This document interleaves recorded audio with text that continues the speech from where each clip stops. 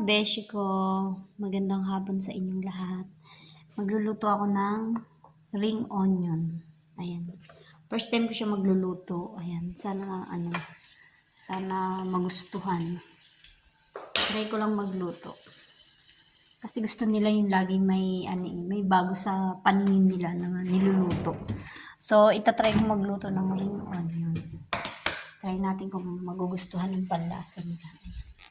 Hindi ako kumakain ng uwan, hindi ako kumakain ng sibuyas. Kaya itatry ko lang magluto niyan para sa kanila. Itatry ko lang magluto niyan para sa kanila. Tapos syempre, pag golden brown na, ayan, ahamunin na natin. Tingnan natin kung magugustuhan nila. Pero siguro dapat hindi golden brown eh. Dapat smooth lang eh. Tikman nga natin. Hindi kasi ako kumakain ng onions eh. Tikman natin.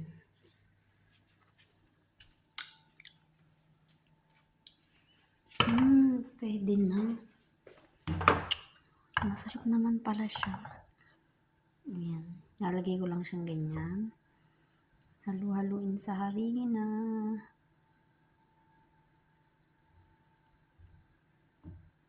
Kasi walang ganong lulutuin ngayon eh. Kaya naisipan ko yan. Siyempre, pagka walang ganong lulutuin, tsaka lang naman ako nakakaisip mag-ganyan-ganyan. Pero pag maraming lulutuin, ako hindi ko naiisip. Dito lang tayo. Tignan lang natin kung may kakain. Pag wala, okay lang naman. At least na-try natin yung mga alam natin lutuin na hindi totally pang Pinoy, diba? Ayan, try lang natin. Pag di nila nagustuhan, okay, sa susunod hindi na tayo magluluto. Ganun lang naman yun. Siyempre, lang naman magluto pa tayo eh, hindi na nga nagustuhan. Kaya, try lang natin kung magugustuhan. Tapos, pag hindi, huwag na natin uulitin. Ganun lang.